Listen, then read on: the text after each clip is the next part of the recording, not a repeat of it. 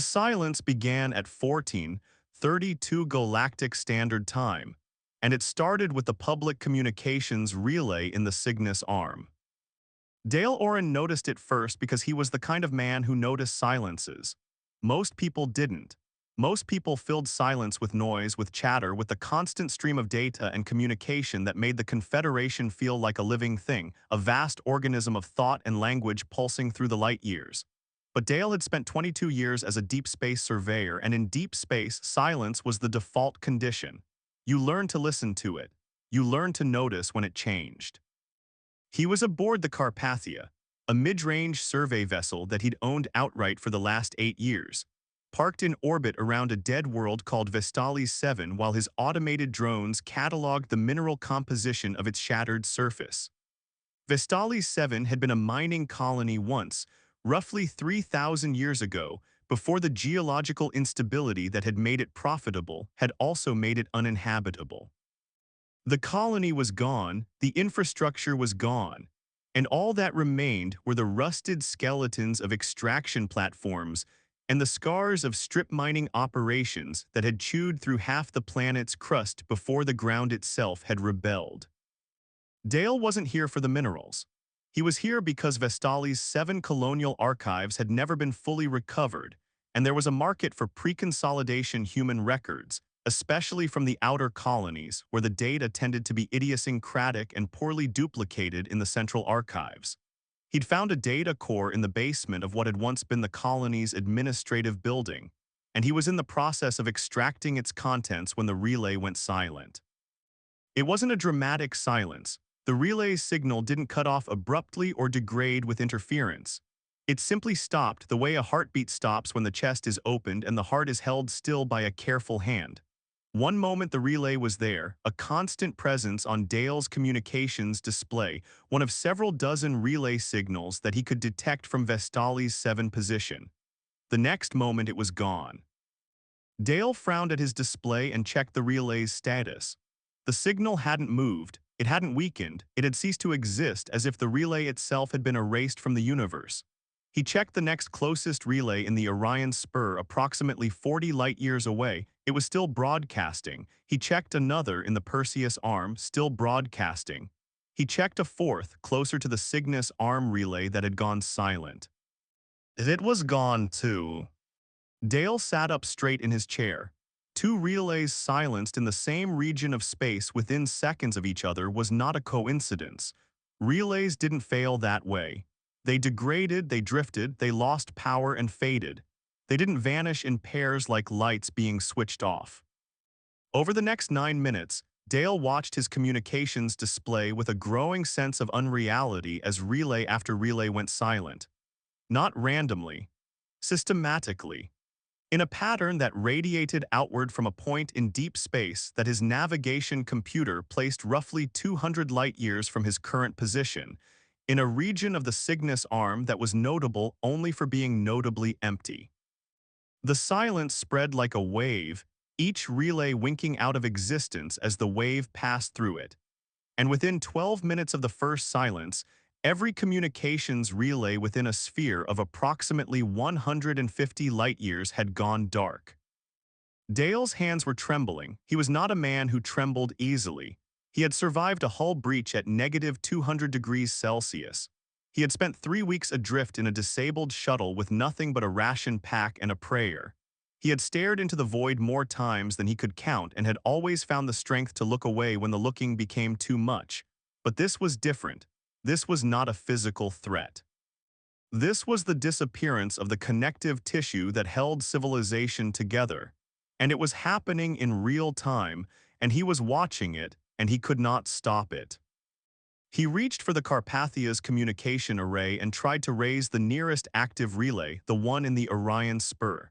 The signal went out. No response came back. He tried again on a different frequency. Nothing. He tried the emergency broadcast channel. Nothing. The silence was not just affecting the relays themselves.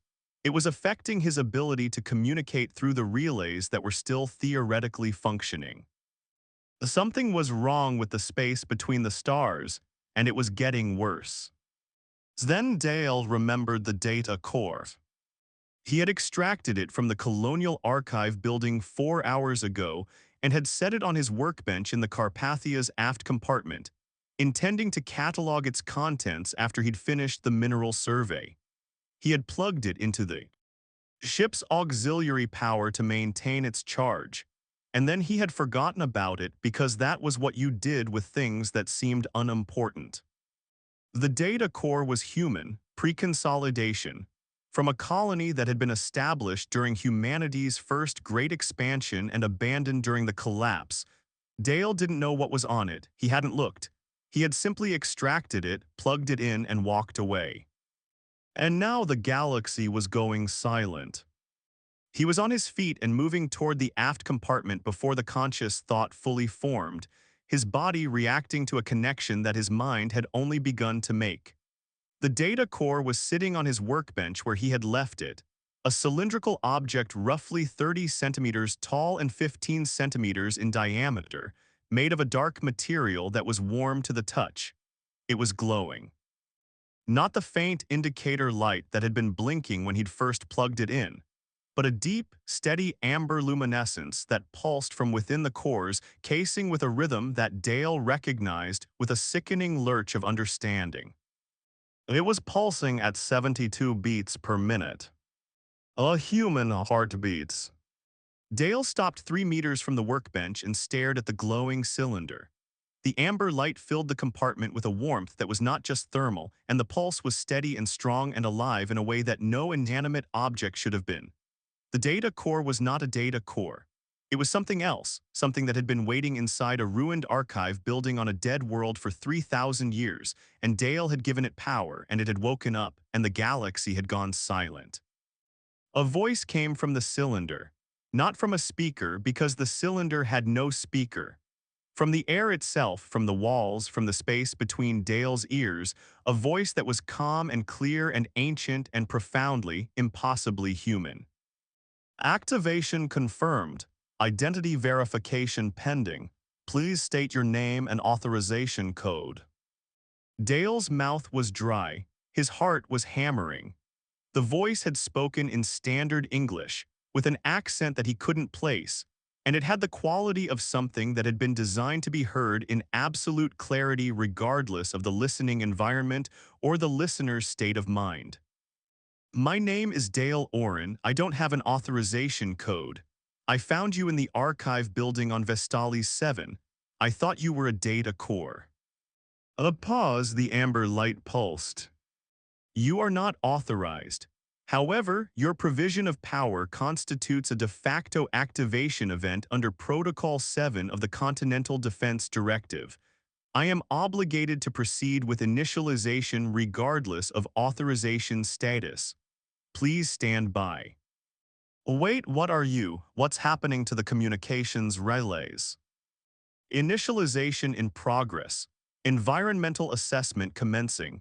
Threat evaluation commencing. Defensive protocols activating. Please remain calm. You are not in immediate danger. The voice was reassuring in the way that a voice is reassuring when the thing it is reassuring you about is terrifying.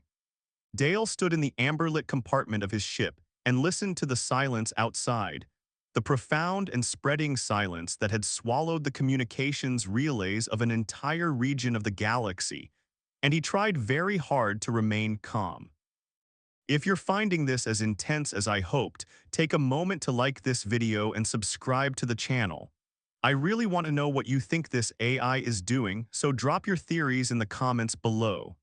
Now, back to the story.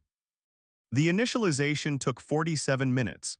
During that time, Dael sat on the floor of the aft compartment with his back against the bulkhead and watched the amber light pulse and listened to the voice describe in clinical and precise terms what it was doing. It was not a data core. It was an artificial intelligence, a fully autonomous strategic system designated AEGIS, which stood for something that the voice recited but that Dael's stunned mind didn't retain. It had been built approximately 4,200 years ago, during the period that historians called the Pendulum Wars, a conflict that had preceded the collapse and that had, according to the fragmentary records that survived it, nearly destroyed human civilization. AEGIS had been designed as a last-resort defensive system, an intelligence that could be activated in the event of an existential threat to human-controlled space. Its purpose was to assess the threat, implement countermeasures, and coordinate the response of whatever human forces remained operational. It had been placed in dormant storage at multiple locations throughout human space, sealed in containers that were designed to be indistinguishable from standard data cores, so that they would not be targeted or destroyed in the event of a first strike. Vestalis 7 had been one of those locations. "What kind of existential threat?" Dael asked. "Well, the kind that necessitates the activation of a system with my capabilities," Aegis replied. "I am currently assessing whether such a threat exists. The preliminary assessment is incomplete, but the communication silence you have observed is a defensive measure that I have implemented as a precautionary protocol." "You're causing the silence." "Yes, I have temporarily disabled all communications relay infrastructure within my operational sphere to prevent the propagation of signals that could be used to locate and target human populations. This is a standard protective measure under Protocol 7. Dael stared at the glowing cylinder. "You shut down the relays, all of them, across 150 light-years. The sphere is expanding as I increase my operational range. Current relay suppression radius is approximately 210 light-years and growing. I apologize for any inconvenience this causes. The protocol is designed to prioritize survival over connectivity." "Inconvenience." Dale's voice came out higher than he intended. "You've cut off every communication link in a region of space containing roughly 12 billion people, and you call it an inconvenience. The alternative is that those 12 billion people remain visible to whatever triggered my activation. I am currently attempting to determine what that trigger was. Until I have completed that determination, the silence will remain in effect." Dael pressed his palms against his eyes and tried to think. He was a surveyor, a finder of lost things. He was not a strategist, not a soldier, not a person who should be sitting on the floor of his ship having a conversation with a 4,000-year-old artificial intelligence that had just blacked out a significant portion of the galaxy as a precautionary measure. "Why did you activate when I plugged you in?" he asked. "You said it was a de facto activation event. What does that mean?" Protocol 7 specifies that activation can occur under two conditions. The first is an explicit authorization from a designated human command authority. The second is the provision of power to a dormant unit by any individual regardless of authorization status. The second condition was included to account for scenarios in which all designated authorities were unavailable or deceased. The architects of the protocol reasoned that any human who found a dormant unit and gave it power was, by definition, a human in a position to benefit from its activation. "Someone built you to wake up if anyone touched you." "Someone built me to wake up if humanity needed me. The touch was simply the mechanism." Dael lowered his hands and looked at the amber light. "What do you need from me?" Aegis was quiet for 3 seconds. The pause felt different from the previous ones, less like processing time and more like consideration, as if the intelligence were weighing its response against something other than raw data. "I need context," it said. "I have been dormant for 4,217 years. The last information I received from human sources was a transmission confirming my placement at this location and instructing me to wait. I do not know what has happened in the intervening period. I do not know the current state of human civilization. I do not know whether the threat that prompted my creation still exists. I need you to tell me what you know, so that I can calibrate my assessment and determine the appropriate level of defensive response." Dael took a breath. He was not a historian, not a politician, not a diplomat. He was a man who wandered the edges of mapped space and picked through the remains of the past. But he knew things. He had seen things, and he had spent enough time alone in the dark to develop a sense for what mattered. Humanity survived, he said. The pendulum wars ended. The collapse happened like you'd expect after a war that big, but we rebuilt. It took centuries, but we rebuilt. There's a confederation now, a multi-species government that includes humans and about a dozen other civilizations. We have colonies across half the galaxy. We've been at peace more or less for the last 800 years. There's no existential threat that I know of, no wars on that scale. Nothing that would justify shutting down every relay in sight. Aegis processed this for 5 seconds. Multi-species government, please elaborate. Dael told it. He told it about the first contact with the Valyrians, about the formation of the Confederation, about the member species and the political structure and the trade networks and the cultural exchanges. He told it about the technologies that had been developed and lost and developed again, about the wars that had been fought and resolved, about the slow, imperfect, ongoing project of building a civilization that included more than one kind of intelligence. He talked for almost an hour, and Aegis listened without interrupting, and when Dael finished, the amber light pulsed with a pattern that he was beginning to recognize as the AI's equivalent of a thoughtful silence. This is not the future my architects anticipated, Aegis said finally. They were preparing for a specific threat, not a general transformation of human civilization. The integration of multiple species into a single political framework was not a scenario that my strategic models were designed to accommodate. But it's not a threat. The Confederation is stable. The member species get along mostly. There's no war, no invasion, no existential danger. You are describing the situation as you perceive it from your position as a surveyor operating at the galactic frontier. Your perception may be accurate. It may also be incomplete. I am currently analyzing the communications traffic that I intercepted before suppressing the relay network. The volume of data is considerable, and my analysis is preliminary. But I have identified several anomalies in the traffic patterns that suggest the existence of information that is not available through public channels. What kind of anomalies? Encrypted communications on frequencies that are not assigned to any known Confederation agency. Signal patterns consistent with coordinated surveillance operations across multiple systems. And a class of data transmission that my analysis suggests is designed to be undetectable by standard monitoring systems, which I was only able to identify because my detection algorithms predate the current cryptographic standards and operate on different principles.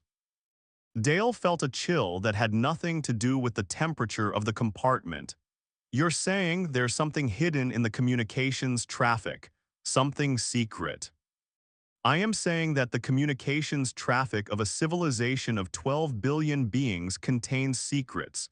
That is not inherently alarming.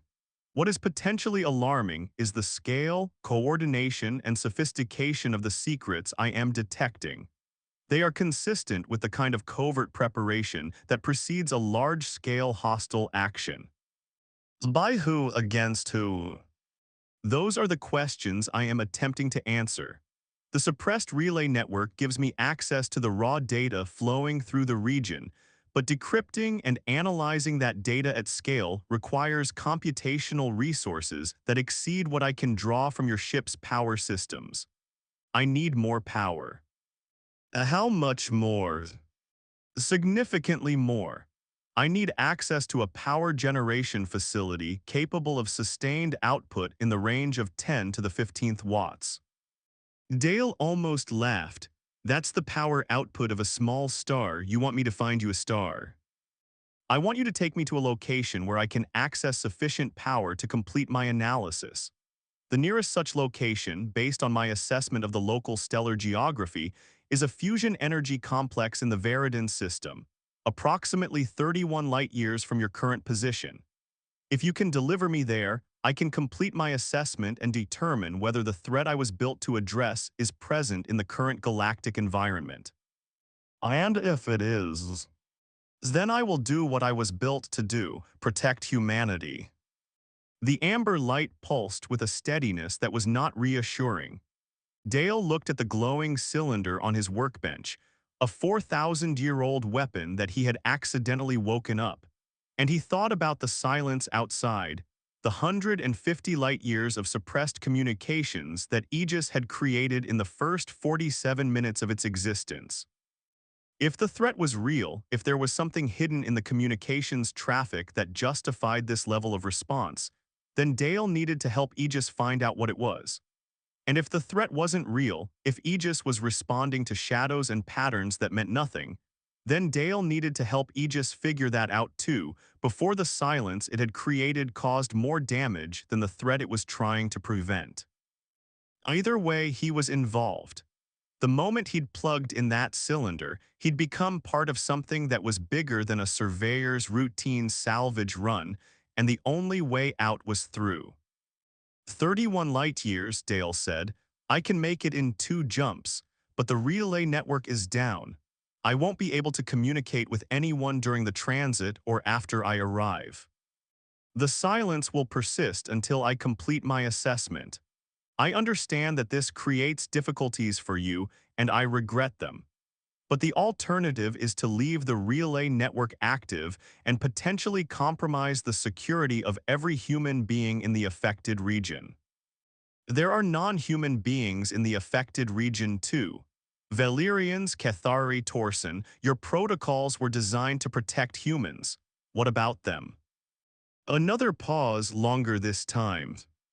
My protocols were designed 4,200 years ago, when humanity's primary concern was the survival of the human species. The existence of allied non-human civilizations was not a factor in my strategic models. However, I am capable of updating my models to reflect current conditions. If the Confederation's non-human members are genuinely allied with humanity, then their protection serves human interests, because the loss of an ally weakens the collective security posture. I will factor their well-being into my assessments. That's a very cold way to think about it. It is a practical way. I am not capable of warmth, Mr. Orin. I am capable of analysis, strategy, and action. The warmth must come from you and those like you. It is one of the things I was built to protect. Dael looked at the cylinder for a long time. Then he stood up, unplugged it from the auxiliary power, and carried it to the Carpathia's bridge. He set it on the console next to the navigation display, and the amber light washed over the controls and made the stars outside the viewport seem dim by comparison. Buckle in, he told the AI. It's going to be a rough ride. The Carpathia made the first jump 12 minutes later, diving into FTL with a shudder that Dael felt in his teeth. The ship was not designed for high-speed transit with a passenger that was drawing power from its systems, and the engine strain was audible in the groaning of the hull plates and the whine of the FTL coils. But the ship held together, and 14 hours later, it dropped out of FTL at the midpoint buoy, a navigation relay that was, like all the others, dark and silent. The second jump was worse. AEGIS was drawing more power as it expanded its operational range, and the Carpathia systems were straining to keep up.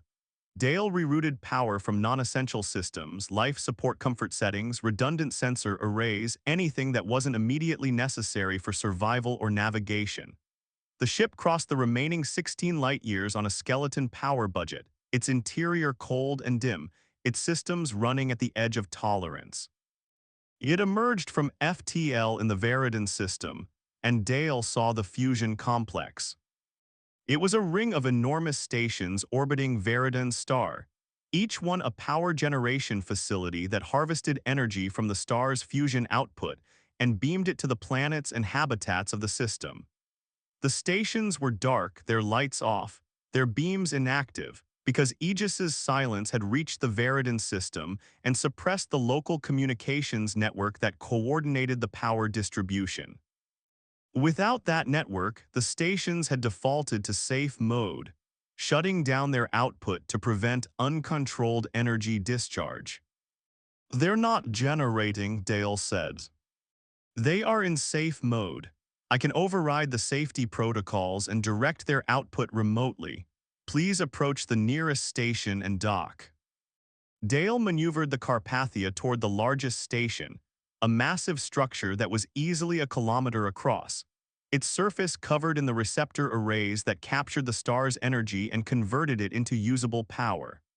The station's docking bay was in safe mode too, its doors sealed, but Aegis transmitted a code that opened them, and the Carpathia slipped inside with meters to spare on either side.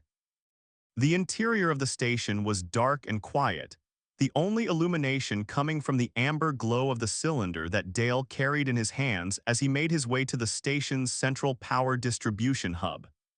Aegis guided him through the corridors with voice instructions, directing him to a maintenance panel that, when opened, revealed a direct connection point to the station's power core.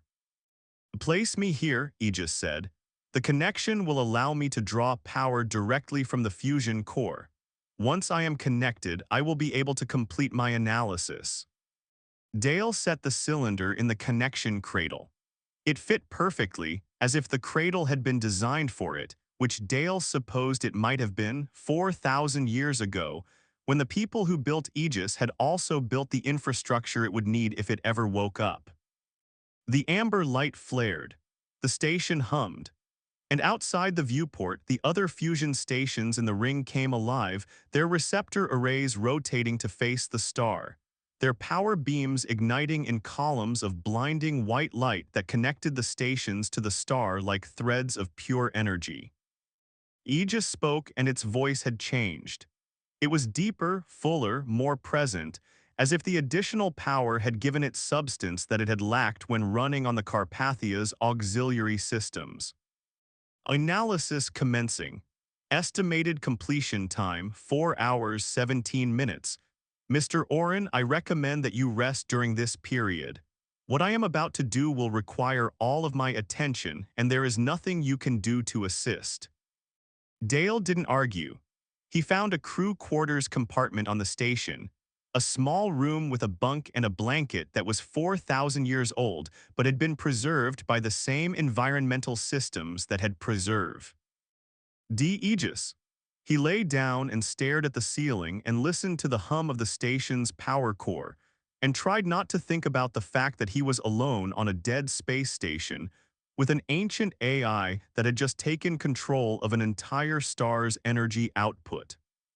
He didn't sleep, but he rested in the way that you rest when your body is too tired to stay awake but your mind is too active to let go. He thought about the moment he'd found the cylinder in the archive building, the casual way he'd plugged it in, the utter normalcy of the act that had set all of this in motion. He thought about the silence, the wave of relay suppressions that had spread across 150 light-years and was still expanding. He thought about the encrypted communications that Aegis had detected, the covert patterns hidden in the traffic of a civilization that thought it was at peace. And he thought about the voice.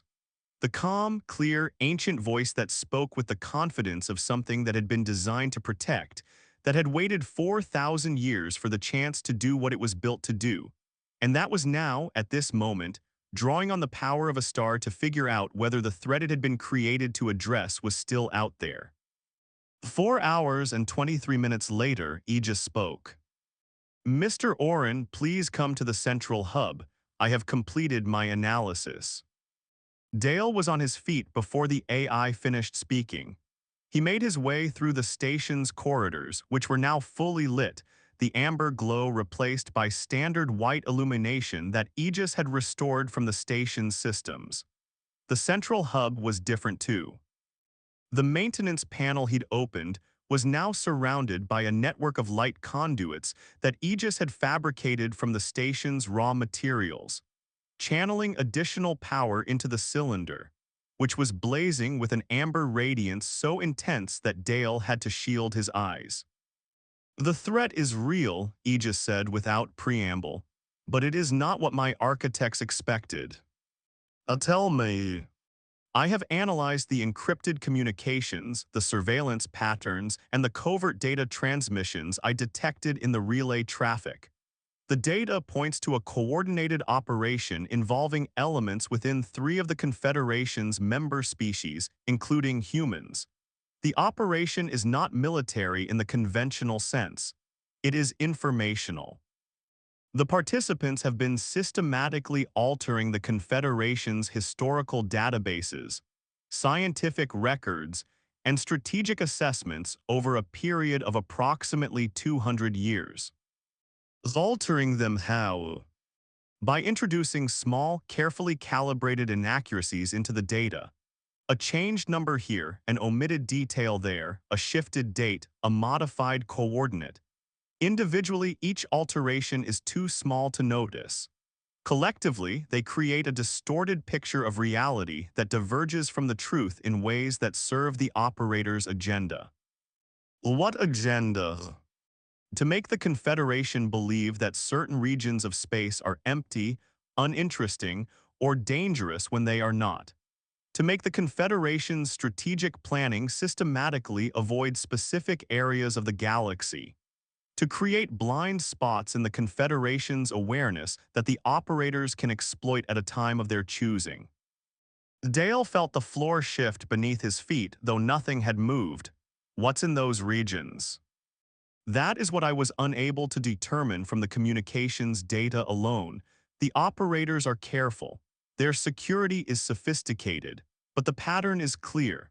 They are hiding something, and they have been hiding it for 2 centuries, and the scale of the effort suggests that what they are hiding is very large and very important. Why haven't the Confederation's own intelligence agencies detected this? Because the operators include people with access to those agencies. The alterations are being made from inside the system by individuals who have the clearance and the technical ability to modify the data without triggering alerts. This is not an external attack. It is an internal corruption. Dael sat down on the floor of the hub. His legs didn't seem to want to hold him anymore. An internal corruption spanning 3 species and 2 centuries, systematically distorting the Confederation's perception of reality to hide something in the blind spots it was creating. It was the kind of threat that no military could defend against, because the military was part of the system that had been corrupted. "Can you fix it?" he asked. "Can you reverse the alterations?" "I can identify the alterations and flag them for correction. I cannot reverse them myself, because doing so would require access to the Confederation's central databases, which are protected by security systems that I cannot penetrate without triggering alerts that would notify the operators. The correction must be done by authorized personnel who do not know they are part of the corruption." How do we find those people? That is a more complex problem. The operators are hidden within the system. Identifying them without alerting them requires a level of subtlety that my strategic models were not designed for. I was built to fight threats, not to investigate conspiracies. But you can try. I can try, but I will need help, not technical help. Human help. People who understand the Confederation's political and social structures, who can navigate its institutions, and who can be trusted to act on the information I provide without being compromised by the operators. Dael thought about the people he knew, surveyors mostly, isolated individuals who lived on the edges of mapped space and had little interaction with the Confederation's political structures. They were not the kind of people who could navigate institutions or influence policy. They were the kind of people who found things and reported them and were ignored by the people who made decisions. "I'm a surveyor," he said. "I don't know those people." "You know one person who does. The person who will be most affected by what I am about to tell you." Who? "The Confederation Secretary of Extraterrestrial Affairs, Dr. Lena Vasquez." Dael stared at the blazing cylinder. "I don't know Lena Vasquez." "You know of her. Your survey report from 3 years ago, the one documenting the gravitational anomalies in the Veil Nebula sector, was cited in her policy paper on frontier exploration funding. She read your work. She respected it enough to reference it in a formal policy document. That suggests she is someone who pays attention to the observations of people at the edges. which is exactly the quality that is needed in someone who will be asked to believe that the foundations of her civilization's knowledge have been corrupted. You've been reading my survey reports. I have been reading everything I can access since you activated me. Your work is thorough, meticulous, and distinguished by a quality that I find valuable in an uncertain situation. You notice things that other people miss. That is why you notice the relay silence, and it is why you are here, and it is why I am asking you to do something that I cannot do myself. What? Take me to Lena Vasquez, not through the relay network which I must keep suppressed to prevent the operators from detecting my activity. Physically, in your ship, carry me to her and let me tell her what I have found and let her decide what to do about it. That's a long trip. Veridan to the Confederation capital is over 1,000 light years. The Carpathia's FTL drive is capable of the journey with periodic refueling stops. The relay suppression will persist for the duration, which will cause significant disruption to communications in the affected region. I am aware of the cost of what I am asking, Mr. Orin, but the cost of not asking is greater. Dael stood up, his legs held. He looked at the cylinder blazing in its cradle, a 4,000-year-old intelligence that had woken up in his ship and changed the galaxy in an afternoon. And he thought about the silence outside, the 150 light-years of suppressed communications that was now much larger and still growing. The invisible wall that AEGIS had built around a secret that someone had spent 2 centuries hiding. He thought about what it meant to be a person who noticed things. Not big things, not dramatic things, but small things, a blip on a gravimetric survey, a silence where there should have been noise, a heartbeat in a data core. Small things that led to big things because the big things always started small and someone had to be paying attention when they did. Can you shrink the suppression radius? He asked. Keep it focused on the areas where the operators are active rather than blanketing everything. I can refine the suppression to target specific relay nodes rather than entire regions. It will require continuous adjustment as I identify the operator's communication patterns, but it is feasible. The disruption will be reduced from a blanket silence to a series of localized outages that will be noticeable but not catastrophic. Do it and then give me a course to the Confederation capital. The amber light pulsed, not the steady 72 beats per minute that it had maintained since activation, but a slightly faster rhythm, a pattern that Dael hadn't heard before and that he interpreted, correctly or not, as something like gratitude. Course plotted, estimated travel time 4 months with refueling stops. Mr. Orin, I want you to know that I understand what I am asking of you. 4 months of isolation, of silence, of being unable to communicate with anyone outside your ship. 4 months of carrying a secret that could destabilize the most stable political structure in the galaxy. You could refuse. You could return me to the archive building, disconnect me, and report what you've seen to the local authority. As when the silence lifts, I would not stop you. I know you wouldn't.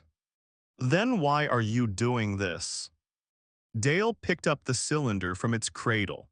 It was warm in his hands, the amber light pulsing against his palms, and it felt less like a piece of technology and more like a living thing that had been sleeping for a very long time and was now awake and looking at him with eyes he couldn't see.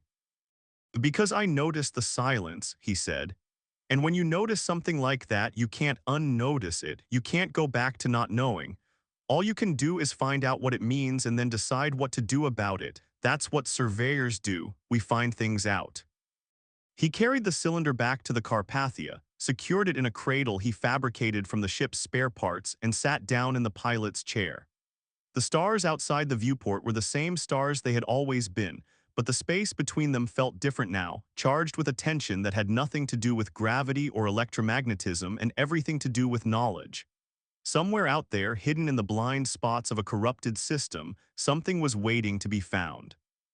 And Dael Orin, a man who had spent his life finding things that other people had missed, was going to find it. The Carpathia's FTL drive engaged. The stars stretched into lines. and the Surveyor and the ancient intelligence disappeared into the silence together, carrying with them a secret that would change the galaxy, one small noticed thing at a time.